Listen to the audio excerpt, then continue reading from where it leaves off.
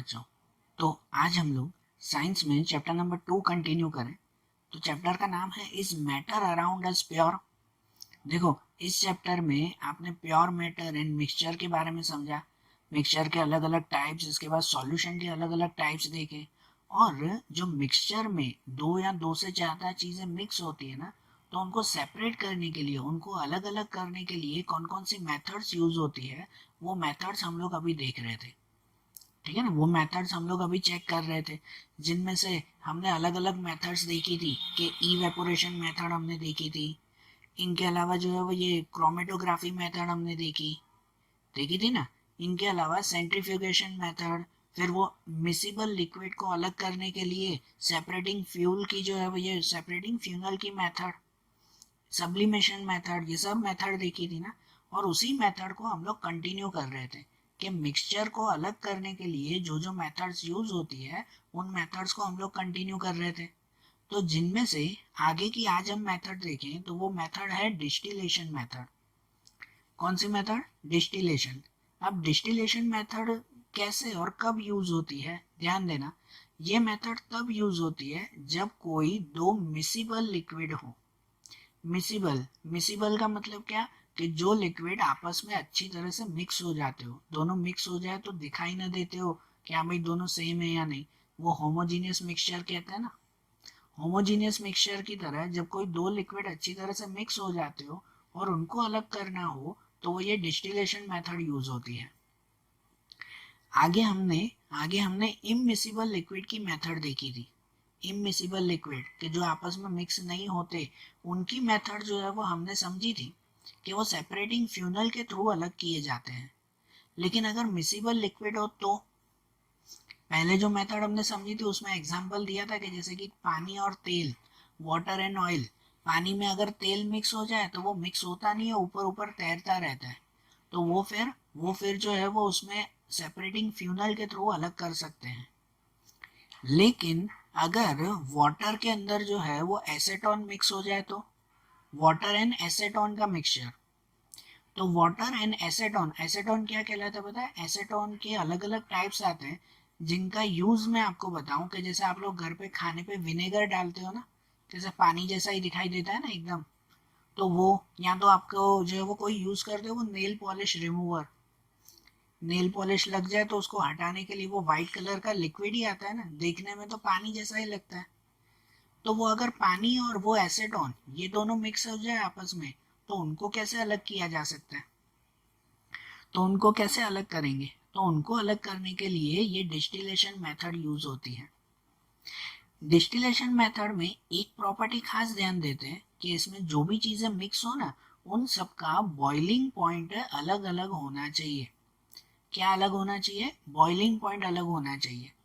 अब boiling point मतलब क्या? याद करो, ये तो आपको पहले के स्टैंडर्ड्स में भी आता था बॉइलिंग पॉइंट। कि बॉइलिंग पॉइंट का मीनिंग क्या होता है? बॉइलिंग पॉइंट मतलब कि जिस पॉइंट पे या तो जिस टेम्परेचर पर लिक्विड गैस में कन्वर्ट होता हो, वो उसका बॉइलिंग पॉइंट कहते हैं। जिस टेम्परेचर पे लिक्विड गैस में कन्वर्ट होता हो, वो उसका बॉइलिंग पॉइंट कहते हैं। और दूसरा इसके अलावा कूलिंग पॉइंट आता है। कूलिंग पॉइंट मतलब जिस टेम्परेचर पे गैस को ठंडा करने से वो लिक्विड में कन्वर्ट होता है, वो क्या कहलाता है? कूलिंग पॉइंट आता है। समझ रहा? समझो, फिर से सुनना ध्यान से। कि जैसे कि अगर वाटर का एग्जांपल लेना, तो पानी जैसे होता है कि आप लोग पानी गर्म करने के लिए जो है वो गैस पर रखते हो, जैसे तो गैस पे रखते ही क्या पानी गर्म होने लगता है, कि वो पानी उबलने लगता है, कि रखते ही उसी सेकंड पे पानी उबलने लगता है? नहीं। उस वाटर का कुछ टेम्परेचर होता है। जैसे वाटर का बॉइलिंग पॉइंट है 100 डिग्री सेल्सियस। 100 डिग्री सेल्सियस मतलब वाटर जब तक 100 डिग्री सेल्सियस तक नहीं पहुंचता ना, इतनी गर्मी जब तक उसे नहीं मिलती ना, तब तक वो वाटर का गैस में कन्वर्ट नहीं होता है। समझ रहा? तो ये उसका बॉइलिंग पॉइंट हुआ कि जब वो वाटर बॉइलिंग पॉइंट तक पहुंचे तो उसके बाद ही वो गर्म होता है, उसके बाद ही वो गैस में कन्वर्ट होता है। तो डिस्टिलेशन मेथड में ये चीज चेक करते हैं खास, बॉइलिंग पॉइंट हर एक का अलग अलग होना चाहिए। तो अब जैसे एक्सपेरिमेंट करते हैं यहाँ पर कि सपोज वाटर एंड एसेटोन है। वाटर एंड एसेटोन, एसेटोन मैंने बताया ना, ये नेल पॉलिश रिमूवर जो आता है, नेल पॉलिश को हटाने के लिए जो लिक्विड आता है पानी की तरह एकदम वाइट होता है, अगर ये दोनों मिक्स हो जाए तो अलग कैसे करेंगे? तो सपोज कि एक वेसल में हम लोग जो है वो वाटर और एसीटोन का मिक्सचर लेंगे, यहाँ जैसे ड्राइंग में दिया हुआ एक वेसल में लेंगे वाटर एंड एसीटोन का मिक्सचर, ठीक है। अब इसमें वाटर की जो है वो बॉइलिंग पॉइंट थोड़ा ज़्यादा है। वाटर कब बॉईल होता है? 100 डिग्री के आसपास। 100 डिग्री सेल्सियस पर पहुंचे ना तो वाटर बॉईल करना शुरू करता है। लेकिन एसीटोन होता है ना, उसका बॉइलिंग पॉइंट लो है। एसीटोन थोड़े ही टेम्परेचर पे मिनिमम 30-40 डिग्री पर भी वो बॉईल होना शुरू हो जाता है, मतलब उसका गैस में कन्वर्ट हो जाता है, ठीक है। तो देखो एक वेसल लेंगे और उस वेसल के साथ ये सब चीज़ें जैसे ड्राइंग में दी गई है ना वैसे सब जो है वो हम लोग जमा करेंगे। कि जैसे इस वेसल में सबसे ऊपर यहाँ पर एक थर्मोमीटर लगाएंगे, देख रहे हो ये सीधी लाइन, ये थर्मोमीटर लगाएंगे कि ये थर्मोमीटर काम करेगा कि हम लोग टेम्परेचर चेक करेंगे कि उसका टेम्परेचर कितना हुआ। भाई एसीटोन का टेम्परेचर अगर 40 डिग्री सेल्सियस है तो हम लोग उसको इतनी देर गर्म करेंगे जब तक वो 40 डिग्री पे पहुंचे, उससे ज़्यादा नहीं। फिर ये एक थर्मोमीटर, उसके बाद जो है वो यहाँ पे एक पाइप लगाकर ये कंडेंसेटर लगाएंगे, यहाँ एक कंडेंसर लगाएंगे। ये कंडेंसर मतलब क्या? कि जो गैस को लिक्विड में कन्वर्ट करता हो, जो गैस को ठंडा करता हो, कंडेंस करता हो। तो गैस को ठंडा करने से क्या होता है? वो फिर से लिक्विड में कन्वर्ट हो जाता है ना। और आखिरी में यहाँ पर जो है, यहाँ पर एक दूसरा वेसल रखेंगे ये। तो अब एक्सपेरिमेंट जो शुरू करें ना, तो सबसे पहले यहाँ जो हमने मिक्सचर लिया है इस वेसल में, वाटर एंड एसीटोन का मिक्सचर, उसे जो है वो गर्म करने लगेंगे। कितने डिग्री तक गर्म करेंगे? कि जितने डिग्री पे एसीटोन गैस में कन्वर्ट होता हो। मतलब समझो 100 तक नहीं, 100 पे तो पानी भी गर्म हो जाएगा ना। हमें पानी को गर्म नहीं करना है, एसीटोन अलग करना है ना पानी में से, तो हम लोग सिर्फ एसीटोन को ही गर्म करेंगे।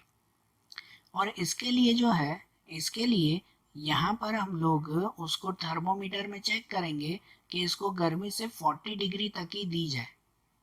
तो क्या होगा, 40 डिग्री तक जब तक हम लोग उसे गर्मी देंगे ना, तो ये जो है वो गैस में कन्वर्ट होगा, बरोबर।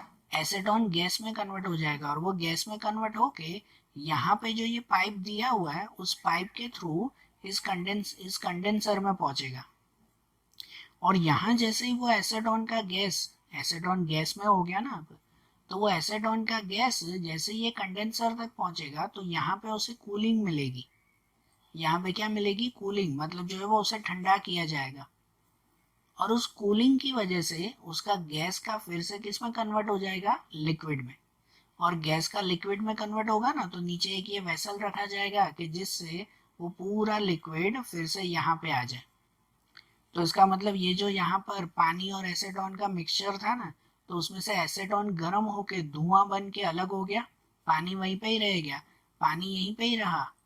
और एसीटोन जो है वो यहाँ से गर्म होके ऊपर चला गया और ऊपर जाके फिर से ठंडा होके पानी बन के यहाँ पे आ गया, ठीक है ना। तो जिससे एसीटोन यहाँ अलग हो गया, ये एसीटोन ये मिल गया इस वेसल में, और पानी वहीं का वहीं रह गया, तो ये अलग हो गया ना दोनों।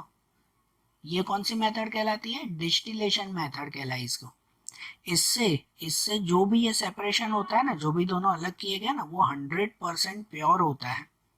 100% प्योर, एकदम जो है वो ये साफ तरीके से दोनों अलग हो जाते हैं। फिर वाटर और एसीटोन ही नहीं, ऐसे कोई भी चीज़ को अलग करना हो तो ये यूज होता है ना। रियल में भी यहाँ पे जो दूसरा फोटो दिया हुआ है वो इसका रियल एक्सपेरिमेंट है। रियल में भी इसी तरह से ये डिस्टिलेशन प्रोसेस की जाती है, ठीक है। अब ये डिस्टिलेशन में इसमें हमने देखा वो था सिर्फ और सिर्फ वाटर एंड एसिडोन, दो ही चीज़ों का मिक्सचर। लेकिन अगर दो से ज़्यादा चीज़ें मिक्स हो जाए तो, अगर दो से ज़्यादा चीज़ें मिक्स हो तो, मतलब कोई चीज़ में जो है वो वाटर एसीटोन और कोई दूसरा भी जो है वो ये केमिकल मिक्स हो जाए, तीन से ज़्यादा चीज़ें मिक्स हो, तो उसको कैसे अलग करेंगे?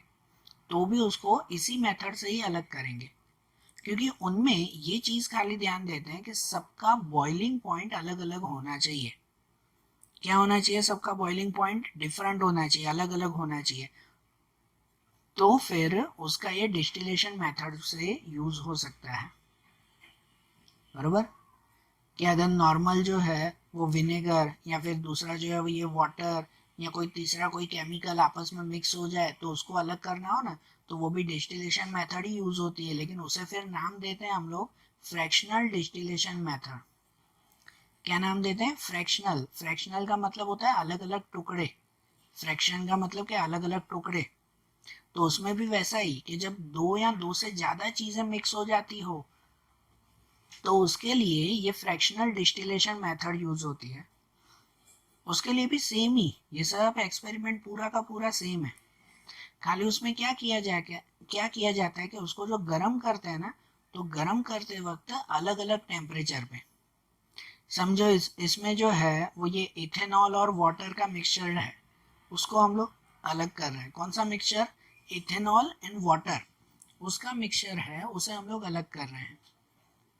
अब इथेनॉल के अंदर भी ऑलरेडी जो है वो अल्कोहल और दूसरी चीजें होती हैं, मतलब इसमें ना तीन चार चीजों का मिक्सचर है ऐसा। अब जितनी भी चीजों का उसमें मिक्सचर है ना, उन सबका बॉइलिंग पॉइंट डिफरेंट डिफरेंट होना चाहिए। तो उसको कैसे अलग करते हैं? पहले उसको नॉर्मली गर्म करते हैं ना, तो इतने टेम्परेचर पे गर्म करते हैं कि जिससे वो पहली चीज अलग हो सके। समझो, समझो कि यहाँ पे इसमें इसके अंदर चार चीज़ों का मिक्सचर है। एक का टेम्परेचर जो है वो 20 डिग्री सेल्सियस है बॉइलिंग पॉइंट, एक का जो है वो 50 डिग्री सेल्सियस है बॉइलिंग पॉइंट, एक का 80 डिग्री सेल्सियस है, और जो वाटर है ना उसका 100 डिग्री सेल्सियस है। कोई ऐसी चार चीज़ें इसके अंदर मिक्स है, कोई भी हो सकती है, यहाँ भले एसिडोन और वाटर नहीं, दूसरा कोई भी एग्जाम्पल हो सकता है। कि समझो चार चीज़ें इस पानी के अंदर मिक्स है और सबका बॉइलिंग पॉइंट अलग अलग है, तो उसको भी डिफरेंट डिफरेंट हमें यहाँ से निकालने के लिए क्या करेंगे? तो सबसे पहले उसको जो है वो हम लोग गर्म करेंगे ना, तो थर्मोमीटर से चेक करेंगे कि पहले उसको सिर्फ 20 डिग्री पे गर्म किया जाए। क्योंकि इसको अगर हम सिर्फ पहले 20 डिग्री पे गर्म करेंगे ना, तो उससे क्या होगा कि सिर्फ पहला मटेरियल ही गैस में कन्वर्ट होगा, वही गैस में कन्वर्ट होके आपको जो है वो यहाँ कंडेंसेसर में, ये जो कंडेंसर है, कि भाई वहां पे वो फिर से गैस ठंडा होके वो लिक्विड बन के यहाँ पे मिल जाएगा आपको फिर से। तो इसका मतलब पहले सिर्फ 20 डिग्री सेल्सियस पे हमने गर्म किया, तो 20 डिग्री पे गर्म करने से वो चीज़ आपको पहली चीज़ अलग होके मिल गई। फिर अभी भी ये जो है वो बाकी की तीन चीज़ों का मिक्सचर होगा, है कि नहीं? पहले 20 डिग्री पे गर्म किया ना तो एक चीज़ उसमें से अलग हुई, अभी भी उसमें तीन चीज़ें और भी हैं। तो अब दूसरी बार उसको 50 डिग्री पे गर्म करेंगे। अब 50 डिग्री पे गर्म करेंगे तो वो दूसरी चीज इसमें जो भी होगी वो अलग होगी, और वो अलग होके गैस बन के फिर से यहाँ पर ठंडी होकर और यहाँ नीचे मिल जाएगी आपको। ठीक है ना? यहाँ पे दूसरा वेसल रख देंगे तो इसका मतलब दूसरी चीज भी अलग हो गई ना। फिर उसके बाद उसको 80 डिग्री पे गर्म करेंगे, और 80 डिग्री पे गर्म करने से फिर वो तीसरी चीज उसमें अलग हो जाएगी यहाँ पे, है ना? वैसे ही गैस बनेगा, यहाँ ठंडा हो जाएगा और यहाँ पे आपको वो चीज मिल जाएगी। और फाइनली फाइनली 100 डिग्री वाली जो चीज होगी वो तो यही आखिरी बच जाएगी ना, फोर्थ वाली चीज तो फिर उसी में ही बचेगी। तो इस तरह से एक के अंदर अगर जो है वो दो तीन चार इवन पांच चीजें भी, जितनी भी चीजें मिक्स हो ना, तो वो सभी चीजें भी ऐसे हम लोग अलग कर सकते हैं। ये मेथड कौन सी कहलाई? Fractional distillation. और जरूरी नहीं सिर्फ लिक्विड में ही, गैस में भी ऐसा होता है। गैस में भी जैसे अगर आप लोग जो है वो एटमोसफियर का एग्जांपल लो, एटमोसफियर का एग्जांपल, तो एटमोसफियर में कितने सारे गैस हैं? नाइट्रोजन, ऑक्सीजन, हाइड्रोजन, है कि नहीं? कि इतने सारे जो है वो गैसेस आए हुए हैं। तो उन सभी गैसेस को भी अगर हमें अलग करना हो, अलग अलग करना हो हमें एटमॉस्फेयर में से, तो ये फ्रैक्शनल डिस्टिलेशन के थ्रू ही अलग कर सकते हैं। ठीक है? उसके लिए भी यही मेथड जो है वो यूज होती है, फ्रैक्शनल डिस्टिलेशन मेथड। इसमें हर गैस की अपनी अपनी प्रॉपर्टी होती है, जो प्रॉपर्टीज आप लोग लास्ट ईयर 8th स्टैंडर्ड में पढ़ते थे, कि ऑक्सीजन गैस जो है वो ये सबसे जल्दी, कोई भी चीज़ को जलाता है, कार्बन डाइऑक्साइड गैस कोई भी चीज़ को बुझाता है ना, हाइड्रोजन गैस खुद जल जाता है, ऐसी सबकी अपनी अपनी प्रॉपर्टीज है ना।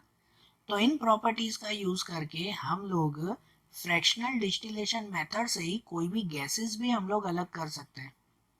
जैसे आपके टेक्स्ट बुक में ये बहुत शॉर्ट में समझाया हुआ है कि अगर कोई भी गैसेस एटमॉस्फेयर में से गैसेस को अगर अलग करना हो तो उनके लिए ये मेथड आती है।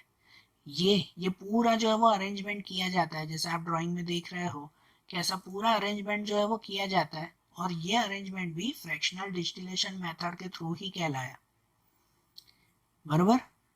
अब इनमें देखो, इनमें कैसे किया जाता है, तो देखो सबसे पहले यहाँ पर एक फिल्टर लगाकर एयर को जो है वो ये इन किया जाता है, लिखा हो ना एयर इन, मतलब जो है वो ये एयर को एक मशीन में ये पूरे जो है वो ये डिस्टिलेशन जो ये पार्ट्स आते हैं उसमें ऐड करेंगे, और वहां पर प्रेशर देकर वो एयर को प्रेशर देकर वो हॉट एयर को आगे पास करेंगे। समझ रहे हो, यहाँ पे पहले जो है वो नॉर्मल एयर उसमें ऐड की, फिर उसमें प्रेशर दिया गया तो जिससे वो एयर जो है वो हॉट गर्म एयर हो जाए। ठीक है, वो हॉट एयर आगे पास करेंगे, और फिर नेक्स्ट स्टेप में उसके अंदर जो है वो फ्रीजिंग कोल्ड वाटर पास करेंगे उस एयर के पास। पहले उस हवा को गर्म किया और फिर उसको ठंडा करेंगे एकदम, उसके लिए क्या पास करेंगे उसमें, ये फ्रीजिंग कोल्ड वाटर। वो जैसे ये वाटर ये ब्लू कलर में जो दिया हुआ है, जैसे ही उसमें पास करेंगे ना, तो वो गैस क्या हो जाएगा, ठंडा हो जाएगा। अब गैस को जो है वो ठंडा करो तो वो क्या हो जाता है, लिक्विड में कन्वर्ट हो जाता है ना। ये प्रॉपर्टी तो हमें पता है ना, कि पहले उस गैस को हमने गर्म किया। ठीक है, पहले स्टेप में हमने उस गैस को गर्म किया, फिर वो जो हॉट एयर हमें मिला ना, फिर दूसरे स्टेप में ये जो ब्लू कलर के पाइप्स दिए हुए हैं उसमें हमने उस गैस को ठंडा किया। फिर ठंडा करने से गैस का लिक्विड में कन्वर्ट होता है, ऑलमोस्ट गैस लिक्विड में कन्वर्ट हो जाते हैं। लेकिन आपको पता है उसमें कार्बन डाइऑक्साइड होता है। कार्बन डाइऑक्साइड वो सब्लिमेट की तरह माना जाता है, क्योंकि वो ऐसा गैस है कि जिसको आप ठंडा करो तो वो लिक्विड में कन्वर्ट नहीं हो जाता, सॉलिड में कन्वर्ट हो जाता है। कार्बन डाइऑक्साइड में से सॉलिड ड्राई आइस बनती है। याद है आप लोग पहले पढ़ते थे कार्बन डाइऑक्साइड में से क्या बनता है, ड्राई आइस। तो ये जो फिर कोल्ड कंप्रेस्ड एयर, कि यहाँ पर इस ब्लू पार्ट जो दिया हुआ है इसमें जब हवा ठंडी हो जाएगी, वो ठंडी हवा आगे जाएगी, और यहाँ पर एक सेपरेटर रखा जाएगा। सेपरेटर मतलब कि एक फिल्टर की तरह, नॉर्मल जैसे छन्नी आती है वैसे, कि जिसमें सॉलिड अलग हो जाएगा, लिक्विड अलग हो जाएगा। क्योंकि यहाँ जब हवा ठंडी होगी ना इस जगह पर, तो उसमें कार्बन डाइऑक्साइड ठंडा होके सॉलिड बन जाएगा। तो यहाँ पे एक फिल्टर रख देंगे इस प्लेस पे, ये पिंक कलर का जो दिया हुआ वहाँ छन्नी रख देंगे, तो जिससे क्या होगा, सब सॉलिड सॉलिड वो यहाँ पे अलग हो जाएगा। जो लिखा हुआ ना carbon dioxide out as a dry ice, यहाँ पे सॉलिड ड्राई आइस अलग हो जाएगी, मतलब कार्बन डाइऑक्साइड अलग हो गया, और बाकी के बचे हुए जो भी गैस है ना वो लिक्विड बनकर आगे जाएंगे। ये ग्रीन कलर में फिर जाएंगे, यहाँ पे होगा वो लिक्विड एयर, यहाँ क्या होगी, लिक्विड एयर होगी। ये जब आगे जाएगा ना, तो यहाँ ये एक फ्रैक्शनल डिस्टिलेशन कॉलम बनाई जाएगी, यहाँ पे एक पार्ट बनाया जाएगा कि जिसपे अलग अलग टेम्परेचर पे सभी गैसेस को अलग अलग किया जाएगा। अलग अलग टेम्परेचर पे सबको अलग अलग किया जाएगा, कि इस प्लेस पर नाइट्रोजन, या तो नाइट्रोजन और आर्गोन का नाम लिखा हुआ है, लेकिन नाइट्रोजन, आर्गोन, हाइड्रोजन ऑलमोस्ट चीज़ें यहाँ पे अलग हो जाएगी, और बाकी बचेगा सिर्फ ऑक्सीजन, जो ऑक्सीजन आखिरी में आपको अलग जगह पर मिलेगा। तो इस तरह से एयर के अंदर जितने भी गैसेस है ना, वो सब इंपॉर्टेंट गैसेस को हम लोग अलग कर सकते हैं। ये भी कौन सी मेथड कहलाती है, फ्रैक्शनल डिस्टिलेशन मेथड ही कहलाती है ये भी। समझ आ रही है ना बात, ठीक है। और इनके बाद दूसरा आती है एक मेथड, आखिरी मेथड, वो है क्रिस्टलाइजेशन मेथड। कौन सी, क्रिस्टलाइजेशन मेथड। इसका मतलब क्या, तो इसका मतलब ये कि कोई भी जब पार्टिकल्स नेचर में से हमें मिलता है, नेचर में से जो भी चीज़ें मिलती हो उसमें से सभी इम्प्योरिटीज अलग करके, इम्प्योरिटीज मतलब हर तरह का कचरा, सभी इम्प्योरिटीज अलग करके और प्योर पार्टिकल्स बनाने हो ना, तो उसके लिए ये क्रिस्टलाइजेशन मेथड यूज होती है। ठीक है, इम्प्योरिटीज कचरा वगैरह कोई भी चीज में से अलग करना हो तो कैसे, तो इसमें जनरली ऐसी चीज़ों को ही अलग किया जाता है कि जिसका बॉइलिंग पॉइंट भी लो हो और जिसका कूलिंग पॉइंट भी लो हो। ध्यान से सुनना, इसमें कौन सी चीज़ें यूज होती हैं, जिसका बॉइलिंग पॉइंट भी लो हो, बॉइलिंग पॉइंट मतलब जो जल्दी से लिक्विड से गैस में कन्वर्ट हो जाता हो, बॉइलिंग पॉइंट भी जिसका कम हो, और जिसका कूलिंग पॉइंट भी कम हो, मतलब जो जल्दी से गैस से लिक्विड में कन्वर्ट हो जाता हो। जो जल्दी से कन्वर्ट हो जाते हैं उनके लिए ये मेथड यूज होती है। क्रिस्टलाइजेशन मतलब क्या और क्या मेथड है इसमें, ये एक्सपेरिमेंट के थ्रू समझे। कि जैसे इसमें एक्सपेरिमेंट दिया हुआ आपको कॉपर सल्फेट का, कि कॉपर सल्फेट को अगर आपको जो है वो प्योर करना है तो आप लोग कैसे प्योर करोगे, कौन सी चीज़, कॉपर सल्फेट को अगर प्योर करना है तो उसके लिए सपोज पहले एक जो है वो चाइना डिश लो, है ना, एक नॉर्मल जैसे डिश आती है वो चाइना डिश लेकर, और उसमें थोड़ा सा जो है वो कॉपर सल्फेट डालो। कॉपर सल्फेट डालकर उसमें जो है वो थोड़ा सा पानी डालकर उसे मिक्स कर लो अच्छी तरह से। समझना है, इस डिश में पहले थोड़ा सा कॉपर सल्फेट डालो, जो नेचर में से मिलता है ना वो इम्प्योर होता है, खराब होता है, मतलब उसमें सब कचरा वगैरह मिक्स होता है, वही कचरा तो अलग करना है ना हमें। तो सबसे पहले एक डिश में वो खराब वाला कॉपर सल्फेट डालो, उसमें थोड़ा सा पानी मिक्स करके उसे अच्छी तरह से जो है वो मिक्स कर दो, और फिर उसे एक बार फिल्टर कर दो। तो यहाँ ड्राइंग में नहीं है, वो आपको खुद करना है कि एक बार फिल्टर, फिल्टर पता ना कि उसे एक बार छान लो, तो जिससे जो भी भारी भारी कचरा होगा वो तो अलग हो जाएगा ना, है ना, जो गंदा पानी होगा, भारी पत्थर वगैरह होंगे वो सब अलग हो जाएंगे, उसे फिल्टर कर दो। और फिल्टर करने के बाद उसे यहाँ पर एक बर्नर के ऊपर रख दो, कि उसे गर्म करने के लिए रख दो, कि जिससे क्या होगा कि उसके अंदर जो भी पानी होगा ना, पानी मिक्स किया था ना उसमें, तो जो भी पानी होगा ना वो सब इवेपोरेट हो जाएगा, वो वाटर क्या हो जाएगा, इवेपोरेट हो जाएगा, और अंदर क्या बचेगा आपको, कॉपर सल्फेट मिलेगा। लेकिन वो कॉपर सल्फेट भी अभी थोड़ा गीला होगा ना, वो कॉपर सल्फेट मिलेगा तो क्या होगा, गीला होगा ना, क्योंकि पानी पानी तो निकल गया लेकिन थोड़ी तो उसमें वो क्या कहते हैं, गीलापन होगा ही ना उसमें। फिर वो जो कॉपर सल्फेट इसमें से मिले ना, यहाँ पे जो आपको ये पानी को इवेपोरेट करने के बाद आखिरी में जो कॉपर सल्फेट मिले, उसे एक फिल्टर पेपर में लपेट कर थोड़ी देर के लिए रख दो, उसे सुखाने के लिए रख दो। और जब आप उसको सुखा दोगे ना, तो आखिरी में आपको कॉपर सल्फेट के ऐसे क्रिस्टल्स दिखाई देंगे। क्रिस्टल्स का मतलब होता है कि छोटे छोटे दाने, ये समझो, क्रिस्टल जो है वो हीरे मोती को भी ऐसे कहते हैं ना, वो उसके क्रिस्टल्स होते हैं, मतलब उसके दाने चमकदार। तो कॉपर सल्फेट को भी जब आखिरी में सुखा दोगे ना उसे, तो उसमें से फिर ऐसे क्रिस्टल्स दिखाई देंगे। इनके बाद जो भी कचरा होगा ना वो सब कचरा खुद ब खुद अलग हो जाएगा, और आपको कॉपर सल्फेट के ऐसे क्रिस्टल छोटे छोटे दाने दिखाई देंगे, और ये कॉपर सल्फेट वो 100% प्योर होगा। तो इस तरह से कोई भी इम्प्योर चीज़ें हो तो उसको प्योर करने के लिए ये क्रिस्टलाइजेशन मेथड यूज होती है। इसे क्रिस्टलाइजेशन इसीलिए कहते हैं क्योंकि इसमें आखिरी में प्योर चीज़ें छोटे छोटे क्रिस्टल्स के फॉर्म में बना देते हैं। कौन से फॉर्म में, क्रिस्टल्स, छोटे छोटे दानों की तरह वो आखिरी चीज़ें जो है वो तैयार मिलती है, इसलिए इसे क्रिस्टलाइजेशन मेथड कहते हैं। समझ आ रही है बात? ये तो सिर्फ कॉपर सल्फेट की बात हुई। ऐसे कोई भी चीज़ें हो तो उनको इसी तरह से सेपरेट किया जाता है, इसी तरह से अलग किया जाता है इस मेथड से। ठीक है। और सेपरेशन का आखिरी एक पॉइंट आपके चैप्टर में दिया हुआ है, इंफॉर्मेशन के लिए दिया हुआ है, जो क्रिस्टलाइजेशन से ही थोड़ा जुड़ा हुआ है। क्या आपको पता है आपके घर पर जो रेगुलरली पानी आता है ना, वो कैसे प्योर होकर आता है, जो water purification system in water works. आपके घर पे पानी नहीं आता है, हम्म? रोज जो है वो ये शाम को शायद पीने का पानी आता होगा, रोज अलग से गवर्नमेंट की तरफ से आता है, तो वो कैसे पहुंचता है हमारे तक। तो उसके लिए भी जनरली जो है वो यही फिल्टरेशन की मेथड्स यूज की जाती है, अलग अलग मेथड यूज की जाती है। पहले क्या करते हैं बताएं, जो भी पहले सबसे पहले रिजर्वरीज होती है ना, रिजर्वरीज का मतलब कि जैसे कोई भी नदी, तालाब, कोई भी चीज जहां से ये पानी आता हो, तो सबसे पहले वो रिजर्वरीज का जो भी पानी होता है उसे पहले एक बड़े से सेडिमेंटेशन टैंक में उसे डाला जाता है।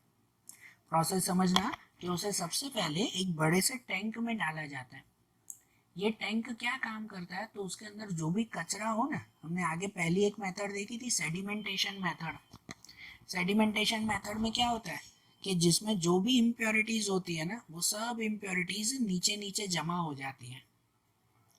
रेती और पानी का मिक्सचर हमने समझा था ना, कि रेती और पानी के मिक्सचर को थोड़ी देर के लिए छोड़ दो तो सब रेती रेती नीचे जमा हो जाएगी, पानी पानी अलग हो जाएगा। होता है कि नहीं ऐसा? तो इसीलिए पहले सबसे पहले जो नदी या तालाब का पानी होता है ना, उसे एक सेडिमेंटेशन टैंक में रखते हैं, कि जिससे जो भी रेती वगैरह, जो भी कचरा वगैरह हो, वो पहले नीचे नीचे जमा हो जाए, तो थोड़ा कचरा तो निकल जाएगा। फिर उसको फिर दूसरे में रखते हैं जिसे कहते हैं हम लोग लोडिंग टैंक। ठीक है, वो लोडिंग टैंक में यहाँ से जो भी रेती वगैरह हो ना उसको अलग करके बाकी का प्योर पानी यहाँ पे रखते हैं, और यहाँ पे भी थोड़ी देर उसे छोड़ दिया जाता है कि जिससे अभी भी कुछ कचरा वगैरह हो तो वो सब अलग हो जाए। फिर उसके बाद उसे आगे ले जाते हैं फिल्टरेशन टैंक में। ठीक है, कहाँ ले जाते हैं? फिल्टरेशन टैंक के यहाँ पे उसको अच्छी तरह से फिल्टर किया जाता है। इस फिल्टरेशन टैंक में है ना कि क्या कहते हैं कि भाई ऐसे मटेरियल्स लगाए हुए होते हैं कि जिससे वो वाटर में जो भी इम्प्योरिटीज हो ना, छोटी से छोटी इम्प्योरिटीज भी, कि वो सब इम्प्योरिटीज निकल जाए। ये वही मटेरियल होते हैं कि जैसे आपके घर में पता है आप लोग वो आरओ प्लांट वगैरह यूज करते हो, घर पे किसी के घर पे जो है वो फिल्टर होगा, है ना, पानी का जो है वो फिल्टर घर पे लगा हुआ होगा शायद, आरओ प्लांट वगैरह। उसमें क्या होता है, तो उसके अंदर भी कुछ ऐसे मटेरियल्स लगे हुए होते हैं, ऐसी चीज़ें होती हैं जो वाटर में से सभी इम्प्योरिटीज निकाल के साफ पानी आपको देती है। तो वही चीज़ यहाँ पे भी की जाती है फिल्टरेशन टैंक में।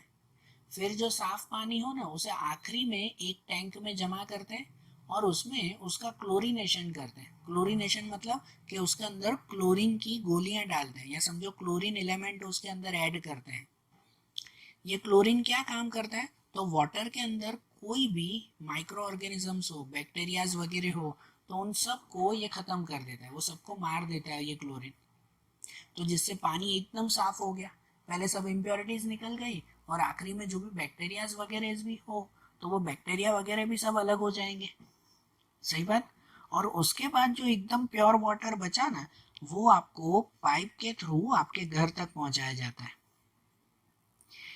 सही बात है ना। तो देखो इनमें भी यही सब फिल्टरेशन की मेथड यूज होती है ना, जो हमने सब चैप्टर में पढ़ी थी। तो समझ में आई ये बात है। यहाँ पे हमारा ये मिक्सचर का पार्ट कंप्लीट हुआ। हमने चैप्टर में जो है वो ये चीज़ें देखी कि ऑलमोस्ट चीज़ें जो है वो मिक्सचर से बनी हुई होती है, दो या दो से ज़्यादा चीज़ें जो मिक्स हो वो। अब हम लोग चैप्टर में आखिरी में एक छोटा सा पॉइंट देखें। जो पहला पॉइंट है, ये सब मिक्सचर की मेथड्स कंप्लीट हो गई। अब कुछ दो शॉर्ट पॉइंट्स दिए हुए हैं कि जिनमें पहला पॉइंट दिया हुआ है फिजिकल एंड केमिकल चेंजेस। ये अलग से पॉइंट है, सुनना ध्यान से सिर्फ, कि फिजिकल और केमिकल चेंजेस मतलब क्या। इसके बारे में आपने पहले चैप्टर में भी पढ़ा है कि नहीं? फर्स्ट चैप्टर में भी इसके बारे में इंफॉर्मेशन थी थोड़ी सी। फिजिकल चेंजेस वो कहते हैं कि जब कोई भी चीज़ों के ऊपर सिर्फ बाहर से चेंजेस आते हो ना, सिर्फ बाहर से उसकी सिर्फ फिजिकल प्रॉपर्टीज बदलती हो, तो उसे हम लोग फिजिकल चेंजेस कहते हैं। जैसे कि भाई बाहर से उसका कोई कलर बदल जाता हो, उसकी हार्डनेस चेंज हो जाती हो, मतलब कोई मटेरियल हार्ड हो तो सॉफ्ट बन जाता हो, या तो फिर जो है वो ये लिक्विड हो तो सॉलिड में कन्वर्ट हो जाता हो, सॉलिड का गैस में कन्वर्ट हो जाता हो, उसका मेल्टिंग बॉइलिंग पॉइंट चेंज होता हो। तो ये सब चीज़ें फिजिकल चेंजेस कहलाते हैं। ठीक है, जैसे अगर कोई आइस है, बराबर बर्फ है, तो उस बर्फ का जो है वो ये लिक्विड में कन्वर्ट होना, ये फिजिकल चेंज कहलाया। ये क्या कहलाया? Physical changes. फिजिकल चेंजेस में कोई नए मटेरियल नहीं बनाया जाता, कुछ नई चीज नहीं बनाई जाती है, उसमें सिर्फ उसी चीज को चेंज किया जाता है।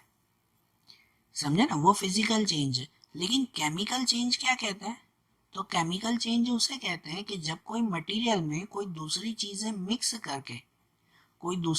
मिक्स करके कोई नया मटेरियल बनाया जाता हो, तो उसे केमिकल चेंजेस कहते हैं। जैसे अगर कोई चीज को जलाया भी जाए ना तो भी उसमें ऑक्सीजन मिक्स होता है, तो वो ऑक्सीजन के साथ मिक्स हुआ ना, तो उसे केमिकल चेंज कहते हैं। जैसे देखो कि यहाँ पे जो बर्फ दी गई है, बर्फ को जब पिघलाया जाता है तो उसमें कोई चीज मिक्स होती है क्या? उसमें कोई चीज मिक्स होती है? नहीं मिक्स होती ना, वो बर्फ का खाली पानी बनता है, कुछ ऐड थोड़ी हुआ। तो ये सिर्फ फिजिकल चेंज कहलाया। लेकिन जिसमें अगर कोई चीज ऐड होती है और फिर कोई नई चीज बनती हो, तो उसे केमिकल चेंज कहते हैं। ठीक है ना। जैसे आपका एग्जांपल दूं कि आपके बुक का जैसे एक पेज होता है ना, आपके बुक का कोई भी पेज होगा, उस पेज को अगर आप फाड़ दो, ठीक है, उसको अगर आप फाड़ दो तो उसका खाली शेप बदलेगा ना, पेज बदल गया क्या? कि पेज में से और कोई नई चीज बन गई? नहीं ना। उस पेज को नॉर्मली फाड़ देना ये फिजिकल चेंज हुआ।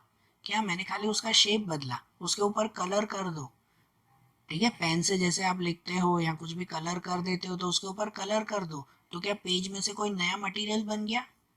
नहीं बना ना कोई नया मटेरियल। तो वो है तो पेज का पेज ही ना, तो उसका कलर बदलो, ये खाली फिजिकल चेंज हुआ।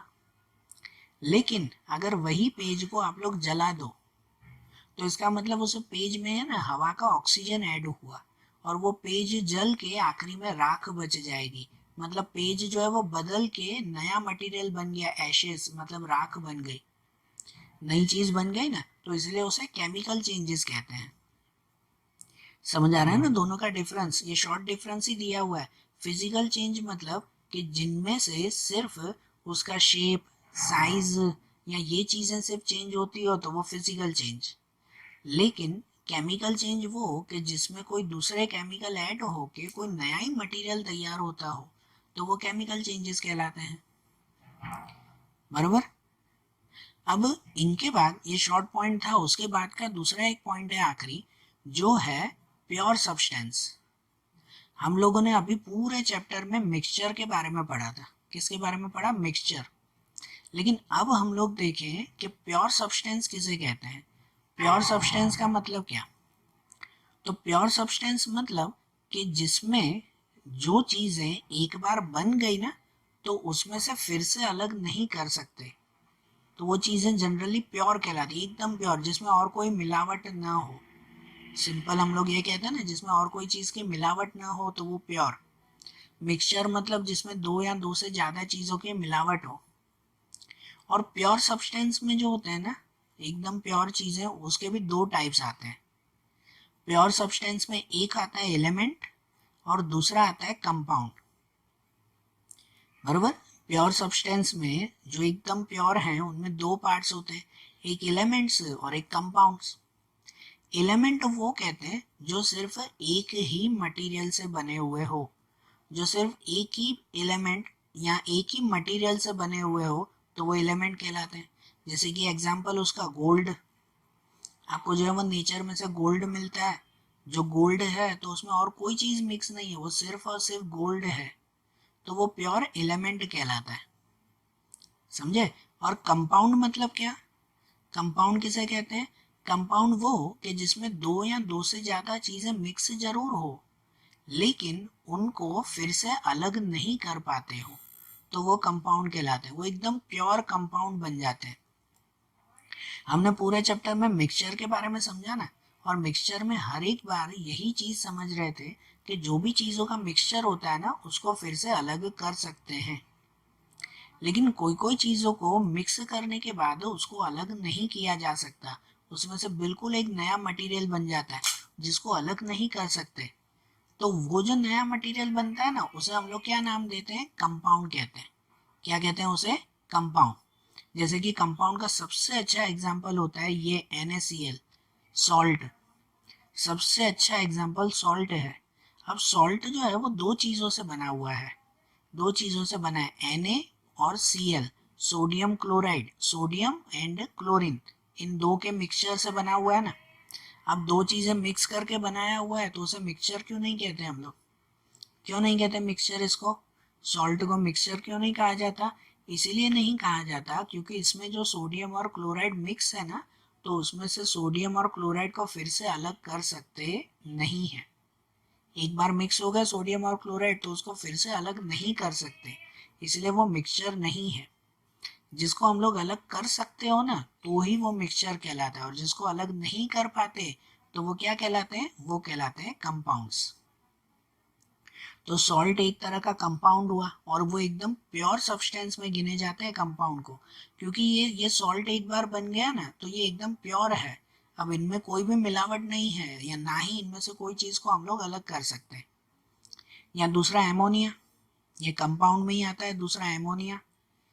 ठीक है, एमोनिया जो NH3 इसकी फॉर्मूला आती है, NH3 मतलब ये नाइट्रोजन और हाइड्रोजन इन चीजों का मिक्सचर है। किसका मिक्सचर है? नाइट्रोजन और हाइड्रोजन का मिक्सचर। इसे भी एक बार अगर मिक्स कर दिया ना तो ये अमोनिया बन गया। अब इसमें से नाइट्रोजन और हाइड्रोजन अलग कर सकते नहीं है, ये एकदम प्योर कंपाउंड्स बन गए। ठीक है, तो कंपाउंड इन्हें कहते हैं। और एलिमेंट किसे कहते हैं? तो एलिमेंट मतलब जो एक ही चीज से बने हुए हो, एक से ज्यादा चीजें उसमें मिक्स ना हो। कंपाउंड में तो कम से कम 2 चीजें या 3 चीजें मिक्स तो होती है ना, एलिमेंट में कुछ भी नहीं। जैसे मैंने गोल्ड का एग्जांपल दिया, वो खाली गोल्ड है। आयरन का एग्जांपल दिया, वो खाली आयरन ही है। इसलिए एलिमेंट में जो जो चीजें आती है ना, उसको और 2 पार्ट में डिवाइड करते हैं, जो कहलाता है metal and non metal. Element में जो जो चीजें आती है वो 2 पार्ट बने। कौन से बने? मेटल और नॉन मेटल बने। हर तरह के मेटल या नॉन मेटल वो इसमें आते हैं एलिमेंट के बारे में, बरोबर। इस मेटल और नॉन मेटल को अगर पहचानना हो ना, कि भाई कौन से मेटल और कौन से नॉन मेटल कहलाते हैं, उनको पहचानना हो तो वो इजीली पहचाना जाता है उनकी प्रॉपर्टीज के अकॉर्डिंग। अब होता है पहले के स्टैंडर्ड्स में भी, हाँ ये पुरानी बातें ही हैं, कि पहले के स्टैंडर्ड्स में भी आपको मेटल और नॉन मेटल की प्रॉपर्टीज आती थी। कि जैसे जो मेटल होता है ना, वो लस्टर होते हैं, शाइनिंग करते हैं। नॉन मेटल शाइनिंग नहीं करते। जो जो मेटल होते हैं ना, वो मेटल हीट और इलेक्ट्रिसिटी के गुड कंडक्टर है। मतलब मेटल में से हीट और इलेक्ट्रिसिटी पास होती है, जबकि नॉन मेटल्स में से हीट और इलेक्ट्रिसिटी पास होती नहीं है। जो मेटल्स होते हैं ना, वो डक्टाइल होते हैं। डक्टाइल मतलब मेटल्स को खींचकर उसमें से वायर बना सकते हैं। नॉन मेटल को नहीं कर सकते, वो ब्रिटल होते हैं, उसको खींचो तो वो टूट जाएंगे, है कि नहीं। जो मेटल होते हैं ना, वो मेलेबल होते हैं। मेलेबल मतलब उसको हैमरिंग करके, हथौड़ी से पीट कर उसमें से प्लेन शीट, पतरे जैसे बना सकते हैं मेटल में से। नॉन मेटल में से ऐसी चीजें नहीं बन सकती, समझ रहे हो, क्योंकि नॉन मेटल ब्रिटल होते हैं। नॉन मेटल को हथौड़ी मारो तो वो टूट जाएंगे। जैसे कि नॉन मेटल में आता है सल्फर, आता है कोल, आता है ना, कोयला जो जैसे आता है, ये सब नॉन मेटल है। अब उस कोल को अगर आप लोग जो है वो हथौड़ी मारो, तो क्या उसको चपटा करके पतरे बना सकते हैं? नहीं बना सकते, वो तो उसी वक्त टूट जाएगा। नॉन मेटल ब्रिटल होते हैं ना ये। समझ आ रही है ना बात? तो ये मेटल और नॉन मेटल का फर्क है। और ये दोनों ही चीजें क्या कहलाती हैं? ये प्योर एलिमेंट या तो प्योर सब्सटेंसेस ये कहलाते हैं।